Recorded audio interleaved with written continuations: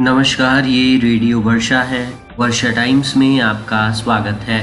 Camp लगाकर छात्राओं को एचपीवी के टीके की दी गई जानकारी। श्रीपुर में 3 सगी बहनें रहस्यमयी ढंग से गायब। घटना के 3 दिन बाद हुई प्राथमिकी। नल जल के विवाद को लेकर 2 पक्षों में हुआ खूनी संघर्ष। मां बेटी सहित 3 घायल। गोपालगंज में पूर्व प्रेमिका के पिता ने युवक को मारी गोली। और मेडिकल स्टोर पर छापेमारी में 42 प्रकार की दवाएं हुई जब्त।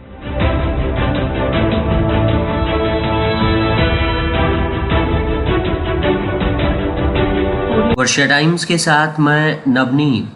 अब वर्षा टाइम्स विस्तार से। गोपालगंज स्थानीय शहर के डीएवी बालिका विद्यालय में स्वास्थ्य विभाग की तरफ से छात्राओं को कैंप लगाकर ह्यूमन सर्वाइकल कैंसर का टीका दिया गया।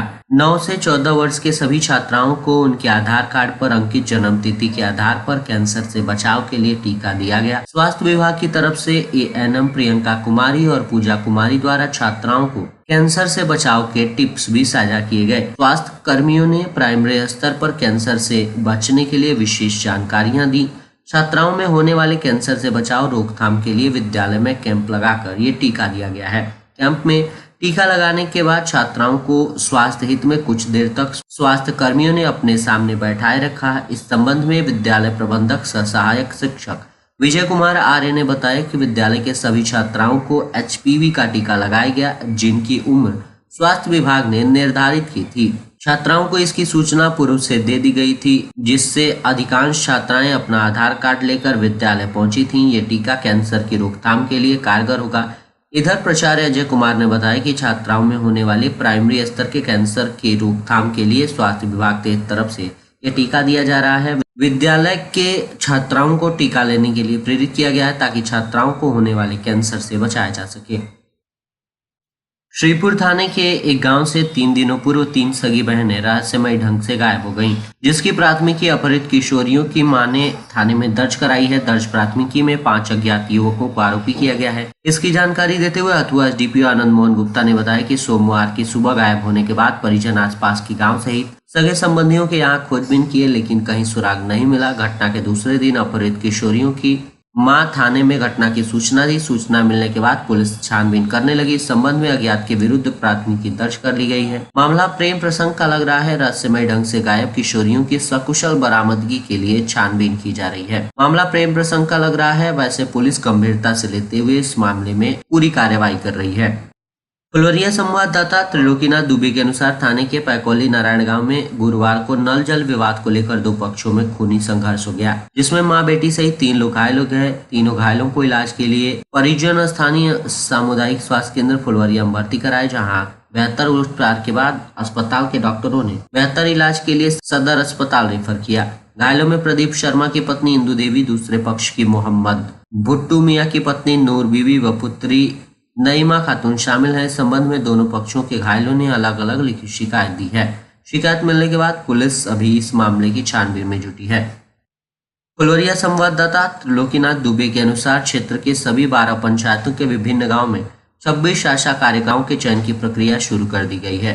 ग्राम सभा आयोजित कर चयन की प्रक्रिया की जा रही है। इसकी जानकारी देते हुए स्थानीय सामुदायिक स्वास्थ्य केंद्र फुलवरिया के प्रभारी चिकित्सा पदाधिकारी डॉक्टर शाहिद नाशमी ने बताया कि पैकोली बदो पंचायत के सेलार खुर्द गांव स्थित आंगनबाड़ी केंद्र परिसर में सोमवार को स्थानीय मुखिया गुलाम रसूल कप्तान की अध्यक्षता में ग्राम सभा आयोजित की गई, जिसमें गांव के निवासी शमशाद अली की पत्नी तमन्ना खातून का आशा कार्यकर्ता पद के लिए सर्वसम्मति से चयन किया गया, जिसके चयन की घोषणा मुखिया के आदेश पर प्रखंड स्वास्थ्य प्रबंधक मंजय यादव ने की। ऐन मौके पर चयनित आशा कार्यकर्ता को चयन पत्र दे दिया गया। मौके पर आंगनबाड़ी सेविका पूनम कुमारी सहित दर्जनों की संख्या में ग्रामीण उपस्थित थे। इसके अलावा अन्य पंचायतों में भी आशा कार्यकर्ता चयन की प्रक्रिया जल्द ही शुरू की जाएगी। तिथि निर्धारित होने की प्रतीक्षा की जा रही है। संबंधित पंचायत के मुखिया ग्राम सभा के लिए तिथि का निर्धारण कर अधो हस्ताक्षरित कार्यालय को सूचित करते हैं। इसके बाद निर्धारित तिथि को चयन कार्य किया जाता है।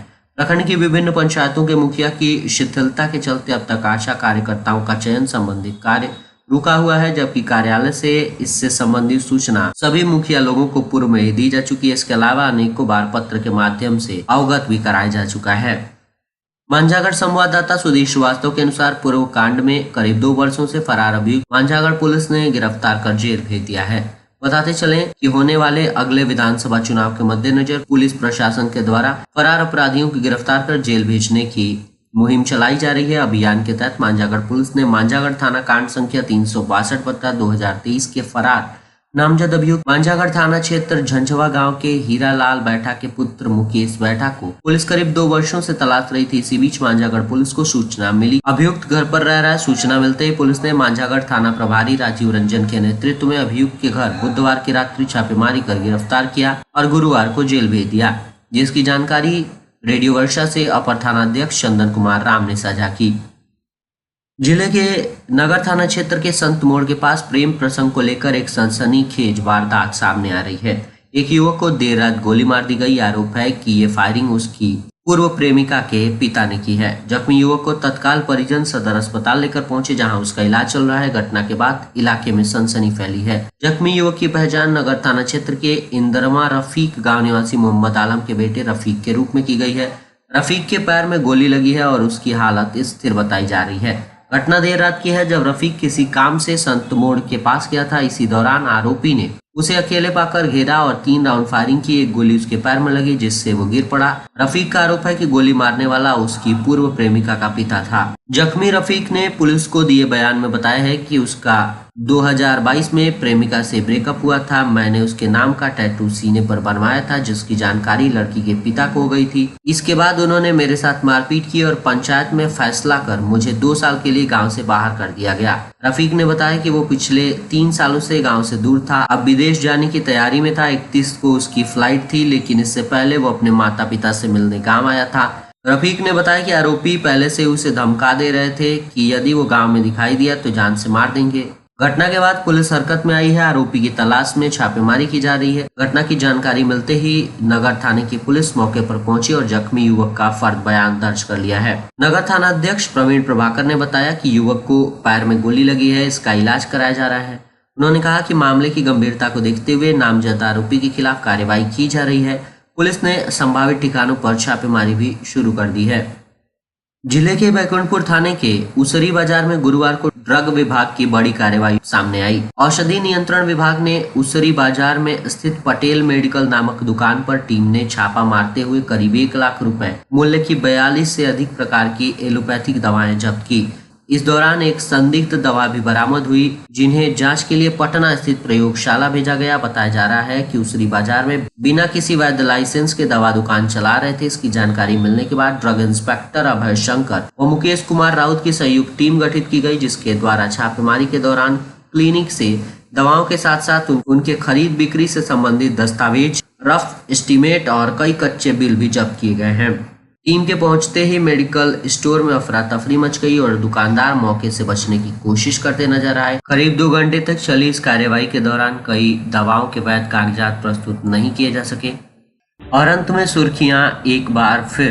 कैंप लगाकर छात्राओं को HPV के टीके की दी गई जानकारी। श्रीपुर में 3 सगी बहनें रहस्यमयी ढंग से गायब। घटना के 3 दिन बाद हुई प्राथमिकी। नल जल के विवाद को लेकर 2 पक्षों में हुआ खूनी संघर्ष। मां बेटी सहित 3 घायल। गोपालगंज में पूर्व प्रेमिका के पिता ने युवक को मारी गोली। और मेडिकल स्टोर पर छापेमारी में 42 प्रकार की दवाएं हुई जब्त। वर्षा टाइम्स का ये अंक यहीं समाप्त हुआ। नमस्कार।